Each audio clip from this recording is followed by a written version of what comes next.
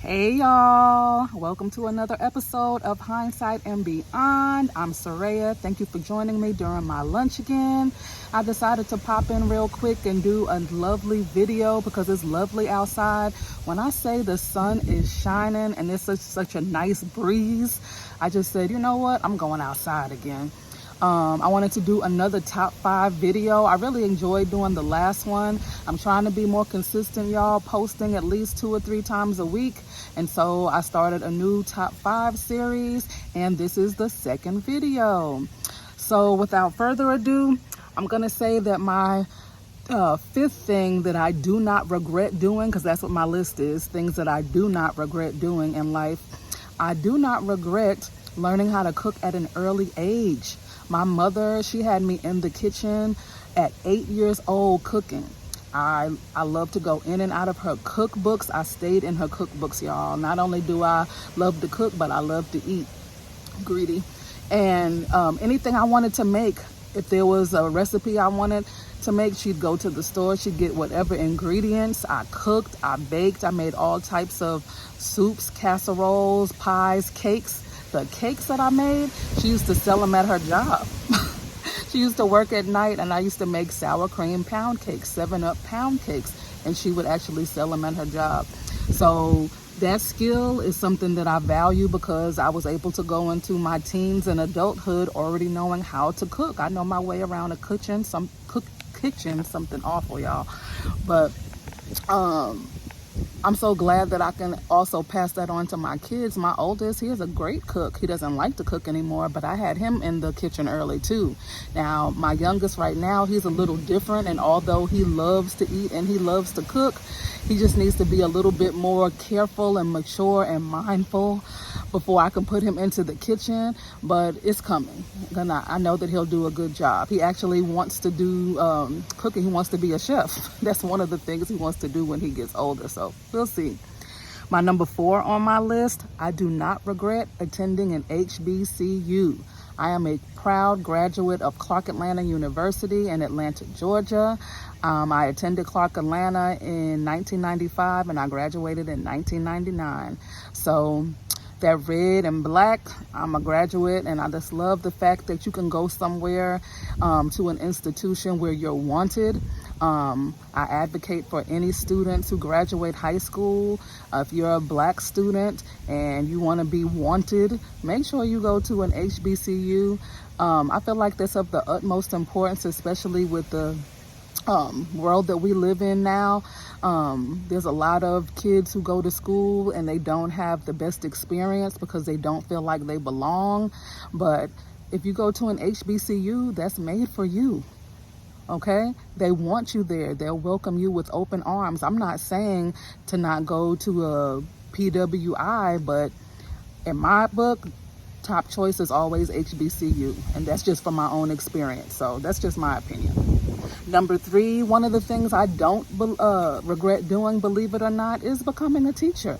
So I always reference this because it was a huge chunk of my life, 20 plus years to be exact. I know I've repeated that and said it, but it is. And with that comes a lot of experiences. I've met a lot of great people, teachers, students, families, parents. There are teachers who are my friends to this day. This very second, there are parents and students that I talk to this very day. Just about every weekend that I go out, I see someone that I know who I used to teach. Last week, I was at a Dollar Tree, and one of the people who worked there, they passed me by once, and when they passed me by again, he said, "Didn't you used to?" And I said, "Didn't I used to teach?" "Yes, you were one of my students, weren't you?" And it turned out he was one of my former students. I had him in 5th grade when I taught 5th grade science. He looked exactly the same, just with a mustache and some long dreads. And I must say, anytime that I see one of my former students or they see me and they recognize me, it's such a good feeling. And it's happened to me so many times over the years, and it's always positive. So how could you not love the fact that you did something like teach kids and influence their futures? So I definitely don't regret teaching. I don't. I'm very proud of that fact, an aspect of my life. Number 2 of the things I do not regret, y'all, One of the things I absolutely do not regret and would not change or reverse is going natural. I went natural, I believe it was either 2010 or 2011. I'm leaning towards 2010.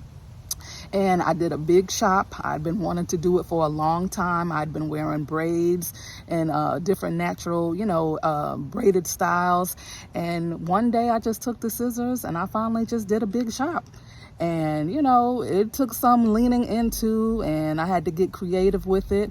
I did wear some braids again until I got comfortable with my length. But y'all, I wouldn't change it. I wouldn't change it. When I think of how freeing it is to have natural hair and how I don't have to, put harsh chemicals and perms and relaxers in my hair, especially with all the cancers and things that have, developed and come about because of that, I'm just so happy that I made that decision. I'm team natural and I never see myself going back. That creamy crack, is dead. Crack is whack. No more creamy crack. And then my number one before I go back to lunch, you know what I really don't regret? Guess what? I do not regret starting this YouTube channel. I am so thankful that I finally had enough courage and God finally placed it on my heart to say, you know what? Regardless of what you think people are going to think, regardless of what you think you sound like, what you think you look like, whether or not you think you have anything valuable to offer, I know that you do, and I think that you should start this YouTube channel. I've been wanting to do this for years, and so I finally listened and I answered the call, and I don't regret it. It has been such a fun learning experience, and for somebody like me who is a die-hard introvert, y'all, it's taken a lot of guts and a lot of bravery to get on here in front of this camera and record. And I'm still looking forward to it each time I can do it. When I have time to post, I'm going to post. If I don't have time to post, I'm going to try not to put so much, hard, expectations on myself and beat myself up when I can't do it. But as I fine tune my skills and as I learn a lot more about the YouTube studio, I just hope that my people find me because I'm so glad and proud to be here. That is one of the things I absolutely do not regret. I promised myself that I would start it before the end of 2024, and I lived up to that goal. And I just want to say thank you for being here. If you want to be here and join me, please hit that like button and subscribe. I just want to know that people are out there and that there's someone out there that is getting any type of value and can resonate with anything that I say in these videos, because I know that I'm not here alone. There's plenty of people 40 and up who have decided to start YouTube channels, and I am one of them. So thank you for having me. YouTube is a great free platform for you to get on here and be creative and do what you love to do. And so here I am, world. Here I am, YouTube. Feel free to leave a comment. Let me know that you're here, alive and well and blessed and breathing. And I hope you enjoyed my top 5 things that I absolutely do not regret. I'll see you another time. I can't promise that it'll be outside at lunch, but I'll be popping back in soon. I like to pop out. Y'all have a great rest of your Wednesday, your hump day. See you, bye.